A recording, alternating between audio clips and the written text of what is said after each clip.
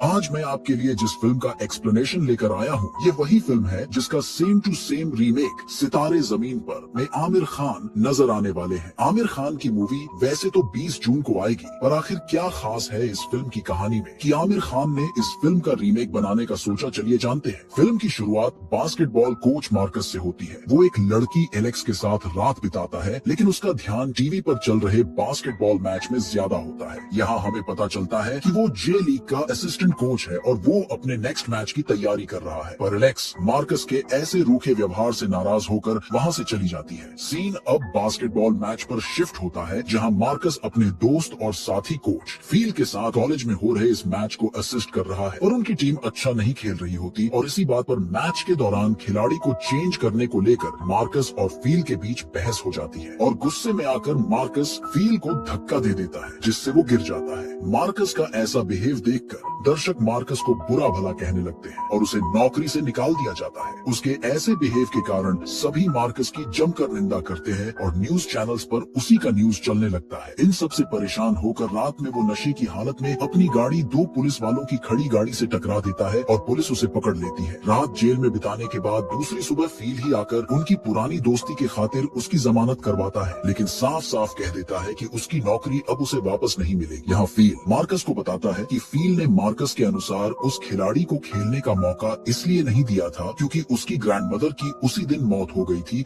और वो खिलाड़ी मेंटली डिस्टर्ब था। यहाँ हमें यह भी पता चलता है कि मार्कस कभी भी खिलाड़ियों से अच्छे रिश्ते नहीं बना पाता था और उसके इसी सनकी नेचर के कारण वो अपनी लाइफ में आगे नहीं बढ़ पा रहा था। इधर कोर्ट रूम में उसके केस की सुनवाई के दौरान एक सख्त जज मार्कस को दो ऑप्शन देती है, या तो 90 दिन तक एक स्पेशल जरूरतों वाली बास्केटबॉल टीम को कोचिंग दे या फिर 18 महीने की जेल काटे। मजबूरी में मार्कस पहला ऑप्शन चुन लेता है। मार्कस जब स्पोर्ट्स सेंटर पहुंचता है तो उसकी मुलाकात वहां की टीम से होती है, जो खुद को दी फ्रेंड्स कहती है। इस टीम में है जॉनी, बेनी, डेरियस, कोडी, क्रेग, ब्लेयर, आर्थर, मार्लन और शो टाइम। वैसे यह सभी बच्चे डाउन सिंड्रोम से ग्रसित हैं। टीम का स्टार प्लेयर डेरियस किसी वजह से मार्कस के लिए खेलने से मना कर देता है और कोडी बार बार अपनी फर्जी गर्लफ्रेंड की बातें करता है और शो टाइम हमेशा बॉल पीछे की तरफ फेंकता है, जबकि मार्लन कहता है कि उसने कभी रिंग तक बॉल नहीं पहुंचाई। ये सब देखकर मार्कस का दिमाग ही घूम जाता है और वो वहाँ के मैनेजर जूलियो से मिलता है। यहाँ मार्कस को पता चलता है कि उससे पहले जो कोच यहाँ काम करता था उसने लीग से पहले ही काम छोड़ दिया है। सेंटर से निकलने पर जॉनी मार्कस को बहुत ज्यादा ठंड होने के कारण अपनी कार में लिफ्ट देने के लिए बुलाता है, जो अपनी बहन के साथ था। यहाँ जॉनी की बहन निकलती है एलेक्स, जिससे मार्कस पहले मिल चुका था। यहाँ जॉनी और एलेक्स जमकर मार्कस को इरिटेट करते हैं और बेचारा मार्कस बस गुस्से में बेबस बैठा रहता है। इसी बीच वो अपने दोस्त सोनी से भी बात करता है कि वो अपने पावरफुल अंकल की मदद से मार्कस के लिए कोई अच्छी कोचिंग जॉब दिलवा दे। यहाँ हमें पता चलता है कि मार्कस हर हाल में NBA का हिस्सा बनना चाहता है। मार्कस जल्द ही उसकी टीम के साथ प्रैक्टिस स्टार्ट करता है, पर शुरुआत में मार्कस के लिए इस टीम को संभालना मुश्किल हो रहा था। मार्कस हर बार इनके निशाने में आ जाता और यह सभी मार्कस का जमकर मजाक उड़ाते। यहाँ जूलियो मार्कस को बताता है कि मार्कस जितना सोचता है ये बच्चे उससे भी ज्यादा काबिल है। जैसे बेनी अकेले रहता है, हर रोज सुबह 5 बजे एक रेस्टोरेंट के किचन में काम करने जाता है। ब्लेयर एक गार्डनिंग वर्कशॉप में काम करता है। जॉनी एक एनिमल सेंटर में काम करता है और नहाने से डरता है, इसीलिए उससे इतनी बदबू आती है। मार्लन को कई तरह की भाषाएं आती है और उसे ईयर ट्रैफिक के बारे में भी अच्छी जानकारी है। क्रेग इतना कुशल वेल्डर है कि नए स्टूडेंट उससे वेल्डिंग सीखने जाते हैं। कोडी एक डाई फैक्ट्री में टेस्टर का काम करता है और एक म्यूजिकल ग्रुप का हिस्सा भी है। यहाँ हम दर्शकों को पता चलता है कि यह लोग सच में कितने काबिल थे। वैसे जल्द ही उनका एक मैच होता है और मार्कस की टीम बहुत बुरा खेलती है और बुरी तरह से हार जाती है, इसलिए मार्कस उन्हें अब नए ट्रिक सिखाने लगता है, पर उसकी यह टीम कुछ भी सीखना नहीं चाहती थी। ट्रेनिंग के बाद जब सब नहाने जाते हैं तो उनके बाथरूम में चूहा आ जाता है, जिससे सब डर जाते हैं। तभी मार्कस चालाकी से जॉनी को उस चूहे को बचाने के लिए उकसाता है और इसी बहाने वो जॉनी को नहाने के लिए मना लेता है, जिससे पूरी टीम खुश हो जाती है। जल्द ही टीम का पहला बड़ा मैच होने वाला होता है, पर बेनी इस मैच में नहीं आ पाता क्योंकि उसका बॉस उसे छुट्टी नहीं देता। पर वहाँ मार्कस की मुलाकात बेनी की जगह आई नए खिलाड़ी कॉन्स्टेंटिनो से होती है, जो मार्कस से थोड़ा रुडली बात करती है। मार्कस की टीम बजट कम होने के कारण सरकारी बस से मैच खेलने के लिए निकल निकलती है, पर रास्ते में जॉनी जोर जोर से गाना गाने लगता है, जिससे बस में बैठी एक औरत परेशान होने लगती है। मार्लन भी जोर जोर से बातें कर रहा होता है और उधर मस्ती में कोड़ी बस ड्राइवर पर कुछ फेंक देता है, जिससे ड्राइवर गुस्से में आ जाता है। तभी मार्लन बस सिकनेस की वजह से उस औरत पर ही उल्टी कर देता है, जिस कारण सबको बस से उतार दिया जाता है। इसीलिए जॉनी अपनी बहन एलेक्स को मदद के लिए बुलाता है। रास्ते में मार्कस को पता चलता है कि जॉनी को पानी से इसलिए डर है क्योंकि बचपन में वो डूबने वाला था, तभी से वो नहाने से डरता है। आखिरकार टीम मैच के लिए पहुंचती है, पर इस बार मार्कस की टीम बहुत अच्छा खेलती है और जीत भी जाती है। मैच जीत कर लौटते वक्त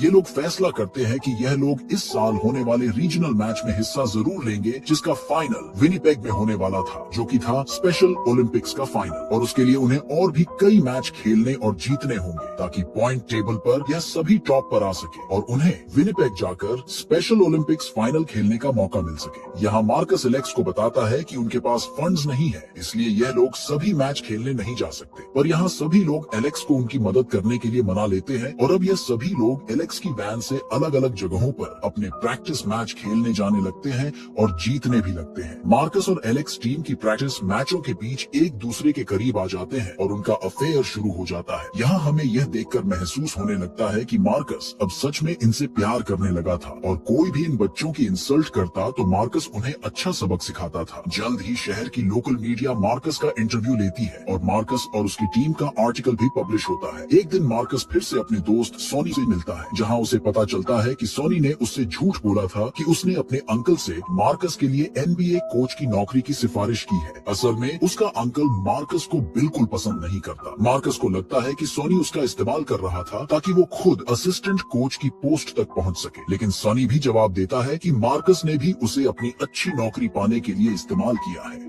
मार्कस को भी अपनी गलती का एहसास होता है और वो सोनी को अपनी टीम को ज्वाइन करने और मार्कस का असिस्टेंट कोच बनने का ऑफर करता है। मार्कस की टीम का अभी अच्छा फेम था, इसलिए सोनी तुरंत मान जाता है। इधर जॉनी मार्कस को डिनर पर बुलाता है, जहां एलेक्स और उनकी माँ डॉट भी होती है। डॉट को यहाँ समझ आ जाता है कि मार्कस और एलेक्स के बीच कुछ चल रहा है। वैसे सब कुछ स्मूथ चल रहा होता है, पर मार्कस अनजाने में उन्हें यह बता देता है कि उसके टीम के कुछ खिलाड़ी जॉनी को अपने ग्रुप होम में रहने के लिए बुला रहे हैं और जॉनी भी इसके लिए तैयार है। यहाँ ग्रुप होम का मतलब वैसे घर से था जहाँ यह सभी स्पेशल बच्चे एक साथ रहते थे। यह सुनकर एलेक्स गुस्सा हो जाती है, क्योंकि एलेक्स बचपन से जॉनी की हिफाजत करती आई है, क्योंकि लोग उसके डाउन सिंड्रोम की वजह से उसे तंग करते थे। यहाँ एलेक्स का बिहेव देखकर मार्कस को महसूस होता है कि एलेक्स शायद उसके घर आने से कंफर्टेबल नहीं थी। एलेक्स बताती है कि जॉनी उन लोगों से जल्दी लगाव महसूस करने लगता है जिनके साथ एलेक्स रहती है, और जब वो चले जाते हैं तो उसे बहुत बुरा लगता है। पर मार्कस को लगता है कि एलेक्स बस जॉनी के नाम पर खुद की कमजोरी को छिपा रही है, इसलिए दोनों में मन मुटाव हो जाता है।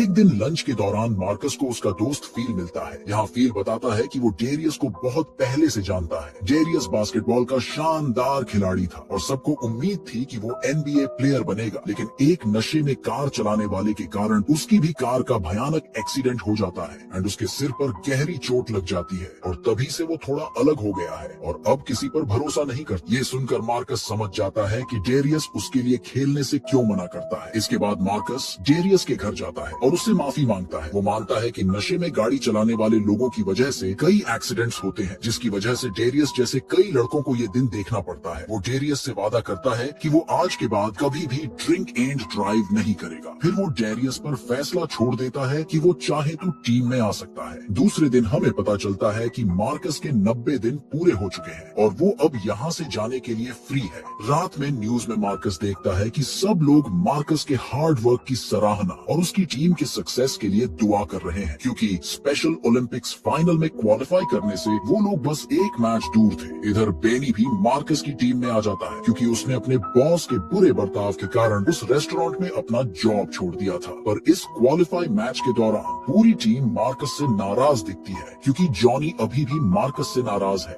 क्योंकि उसे लग रहा था कि मार्कस ने एलेक्स को दुखी किया है। पर तभी कॉन्स्टेंटिनो टीम को लॉकर रूम में बुलाकर सबको समझाती है कि उन्हें यह मैच मार्कस के लिए नहीं बल्कि उनके खुद के लिए विन करना है, क्योंकि उन्हें विनिपेग जाना है। वैसे भी एलेक्स और मार्कस दोनों बड़े हैं और उन्हें अपने आप को संभालना आता है, इसलिए इन सबको उन दोनों के मैटर में नहीं पड़ना चाहिए और उस बात को भूल जाना चाहिए। कॉन्स्टेंटिनो के मोटिवेशन के बाद सभी लोग बहुत जबरदस्त तरीके से इस मैच को खेलते हैं और जीत जाते हैं। यहाँ मार्कस और एलेक्स भी एक दूसरे से अपनी गलतियों के लिए माफी मांगते हैं। इसी बीच डेरियस भी आता है और मार्कस से कहता है कि वो भी इस टीम के लिए खेलेगा और स्पेशल ओलंपिक्स फाइनल जिताने में सबकी मदद करेगा। ये सुनकर सभी खुश हो जाते हैं। अब टीम का फाइनल मैच विनिपेग में होने वाला था, पर उसी के नेक्स्ट डे मार्कस को पता चलता है कि उसे सियाटल की NBA टीम में तीसरे असिस्टेंट कोच बनने का ऑफर मिला है। मार्कस ये खुशखबरी सबको सुनाता है तो पूरी टीम दुखी हो जाती है। उन्हें लगता है कि मार्कस भी बाकी कोच की तरह उन्हें बीच में छोड़ देगा। मार्कस एलेक्स से बात करता है, पर एलेक्स भी मार्कस को बताती है कि सियाटल में हाल ही में कई घपले हुए हैं और वो लोग मार्कस की अच्छी इमेज वाली कहानी को अपने घोटाले को छुपाने के लिए इस्तेमाल कर रहे हैं। इसलिए एलेक्स उसे समझाती है कि अभी फिलहाल उसे अपने इस टीम को मोटिवेट करने की जरूरत है। इसलिए मार्कस कोशिश करता है टीम का जोश बढ़ाने की, लेकिन सब इस बात से ज्यादा चिंता में थे कि मैच खेलने उन्हें विनिपेग जाना पड़ेगा, जो उनके बजट से बाहर था। तभी मार्कस और एलेक्स एक प्लान बनाते हैं। वो बेनी के गुस्सैल पुराने बॉस के पास जाते हैं। वो दोनों वहाँ ह्यूमन राइट्स और पुलिस वाला बनने का नाटक करते हैं। ये दोनों उसको धमकाते हैं कि उनके पास बेनी का कन्फेशन वीडियो है कि उनका बॉस अपने हर स्टाफ के साथ कितना बुरा बर्ताव करता है। अगर उन्होंने यह वीडियो लेबर डिपार्टमेंट में सबमिट कर दी तो उनका ये रेस्टोरेंट बंद हो जाएगा। डर के मारे बेनी का गुस्सैल बॉस उन्हें इतना पैसा दे देता है जिससे पूरी टीम विनिपेग का ट्रिप अफोर्ड कर सके। अब जल्द ही फाइनल मैच शुरू होता है, लेकिन मार्कस की टीम जैसे ही मैदान में उतरती है उनका हौसला टूटने लगता है, क्योंकि सामने वाली टीम के सभी खिलाड़ी बहुत बड़े और ताकतवर थे। मैच शुरू होते ही वो लोग घबरा जाते हैं और पॉइंट टेबल में पिछड़ने लगते हैं। मार्कस सबको लॉकर रूम में बुलाता है और उन्हें एक जोश भरी स्पीच देता है। वो कहता है, चाहे हम जीते या हारे, हम सब अपनी अपनी जगह पर चैंपियन हैं। ये सुनकर सबके हौसले वापस लौट आते हैं। मैच दोबारा शुरू होता है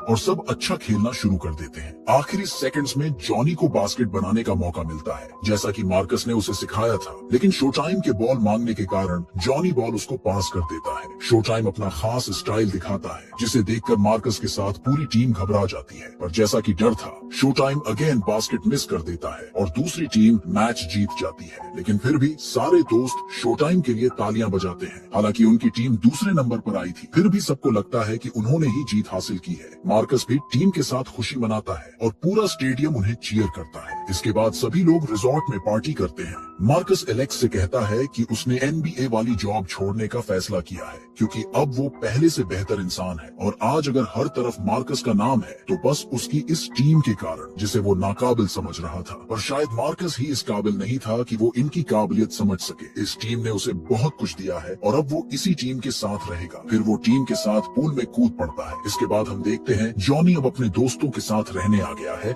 और मार्कस ने अपने दोस्त सोनी को अपना असिस्टेंट कोच बना दिया है और अब वो लोग एक नए टूर्नामेंट की तैयारी में लग गए हैं। इसी के साथ ये फील गुड मूवी यहीं खत्म हो जाती है। सो आई होप आपको मेरा यह वीडियो एक्सप्लेनेशन पसंद आया होगा। एक रिक्वेस्ट है कि अगर वीडियो अच्छा लगा हो तो एक लाइक और एक कमेंट जरूर कीजिएगा। बाकी आपकी मर्जी। मिलेंगे अगले वीडियो में किसी और मूवी को एक्सप्लेन करते हुए।